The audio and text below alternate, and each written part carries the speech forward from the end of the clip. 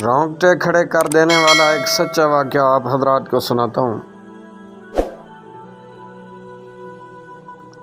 ایک دوست نے بتایا کہ گزشتہ رات ایک ایسا واقعہ ہوا جس نے زندگی کی کئی پہلوؤں کو چھو لیا۔ کہتے ہیں تقریباً شام کے 7 بج رہے ہوں گے، موبائل کی گھنٹی بجی، اٹھایا تو ادھر سے رونے کی آواز۔ میں نے چپ کرایا اور پوچھا کہ بھابھی جی آخر ہوا کیا؟ ادھر سے آواز آئی، آپ کہاں ہیں اور کتنی دیر میں آ سکتے ہیں؟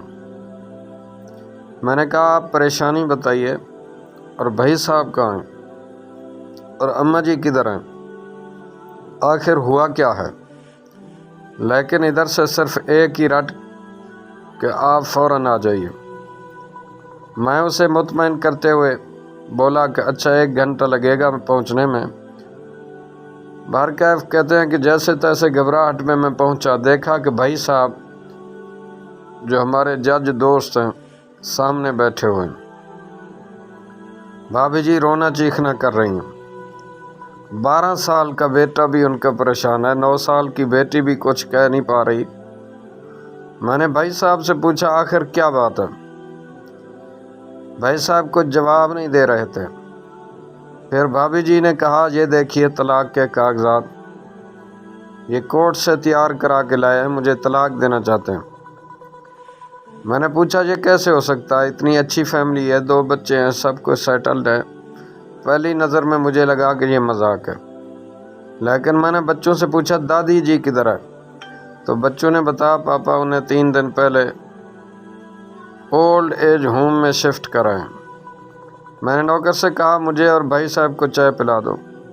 کچھ دیر میں چائے آئی۔ بھائی صاحب کو میں نے بہت کوشش کی چائے پلانے کی، مگر انہوں نے نہیں پیا، اور کچھ ہی دیر میں وہ معصوم بچے کی طرح پھوٹ پھوٹ کر رونے لگے اور بولے میں نے 3 دنوں سے کچھ بھی نہیں کھایا۔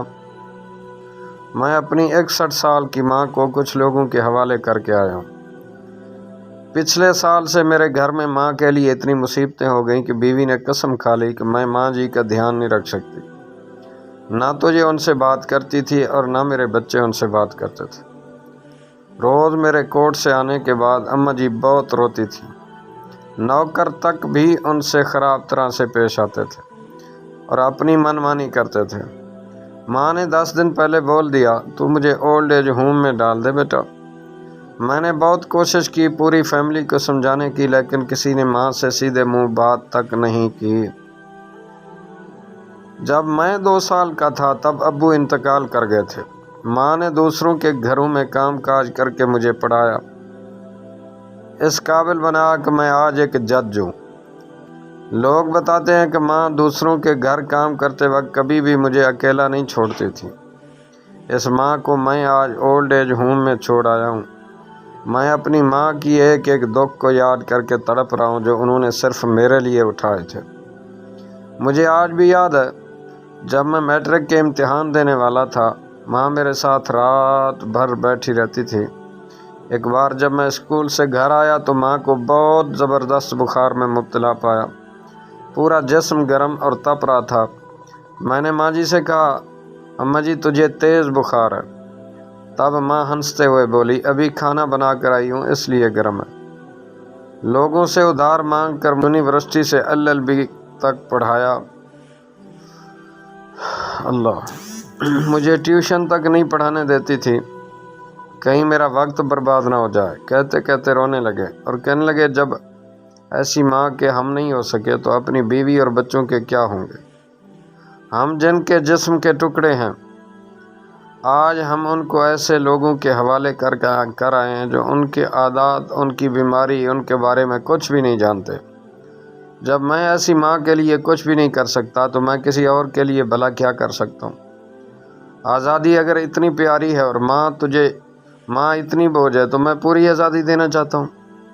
جب میں بغیر باپ کے پل گیا تو یہ بچے بھی پل جائیں گے، اس لیے میں طلاق دینا چاہتا ہوں۔ ساری پراپرٹی میں ان لوگوں کے حوالے کر کے اس اولڈ ایج ہوم میں رہوں گا، وہاں کم سے کم ماں کے ساتھ رہ تو سکتا ہوں۔ اور اگر اتنا سب کچھ کرنے کے باوجود ماں وہاں رہنے کے لیے مجبور ہے تو ایک دن مجھے بھی آخر جانا ہی پڑے گا۔ ماں کے ساتھ رہتے رہتے عادت بھی ہو جائے گی، ماں کی طرح تکلیف تو نہیں ہوگی، جتنا بولتے اس سے بھی زیادہ رو رہے تھے۔ اسی درمیان رات کے 12:30 ہو گئے۔ میں نے بھابھی جی کے چہرے کو دیکھا، ان کے چہرے پر پچھتاوے کے جذبات ابھرے ہوئے تھے۔ میں نے ڈرائیور سے کہا ابھی ہم لوگ چلیں گے؟ بھابھی جی، بچے اور ہم سارے لوگ وہاں اولڈ ایج ہوم پہنچے۔ بہت زیادہ گزارش کرنے پر گیٹ کھلا۔ بھائی صاحب نے گیٹ کیپر کے پیر پکڑ لیے، بولے میری ماں ہے، میں اسے لینے آیا ہوں۔ چوکیدار نے پوچھا کیا کرتے ہو صاحب؟ بھائی صاحب نے کہا میں ایک جج ہوں۔ اس چوکیدار نے کہا جہاں سارے ثبوت سامنے ہیں تب تو آپ اپنی ماں کے ساتھ انصاف نہیں کر پائے۔ اوروں کے ساتھ کیا انصاف کرتے ہوں گے صاحب؟ اتنا کہہ کر ہم لوگوں کو وہیں روک کر وہ اندر چلا گیا۔ اندر سے ایک عورت آئی جو وارڈن تھی۔ اس نے بڑے زہریلے الفاظ میں کہا 2 بجے رات کو آپ لوگ لے جا کے کہیں اسے مار دیں تو میں اللہ کو کیا جواب دوں گی؟ میں نے وارڈن سے کہا بہن آپ یقین کیجئے یہ لوگ بہت پچھتاوے میں جی رہے ہیں۔ آخر میں کسی طرح ان کے کمرے میں لے گئی۔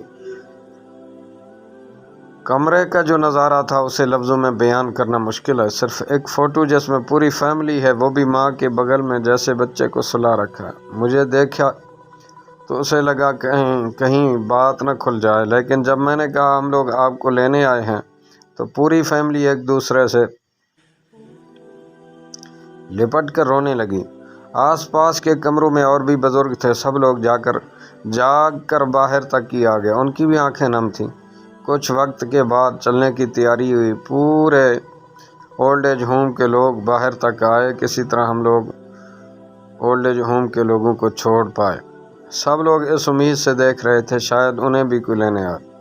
راستے بھر بچے اور بھابھی جی تو چپ چاپ رہے، مگر ماں اور بھائی صاحب ایک دوسرے کے جذبات کو اپنے پرانے رشتے پر بٹھا رہے تھے۔ گھر آتے آتے تقریباً 3:45 کا وقت ہو گیا۔ بھابھی جی بھی اپنی خوشی کی چابی کہاں ہے یہ سمجھ گئی تھیں۔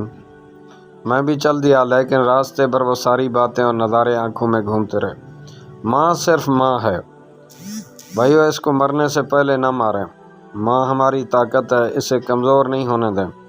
اگر وہ کمزور ہو گئی تو ثقافت کی ریڑھ کمزور ہو جائے گی، اور بنا ریڑھ کے سماج کیسا ہوتا ہے یہ کسی سے چھپا ہوا نہیں ہے۔ اگر آپ کے آس پاس یا رشتہ دار میں اس طرح کا کوئی مسئلہ ہو تو انہیں یہ ضرور سنائیں اور اچھی طرح سمجھائیں۔ کچھ بھی کریں لیکن ہمیں جنم دینے والی ماں کو بے گھر بے سہارا نہیں ہونے دیں۔ اگر ماں کی آنکھ سے آنسو گر گئے تو یہ قرض کئی سالوں تک رہے گا۔ یقین مانے سب ہوگا تمہارے پاس، لیکن سکون نہیں ہوگا، کیونکہ سکون صرف ماں کے آنچل میں ہوتا ہے۔ اس آنچل کو بکھرنے مت دیں۔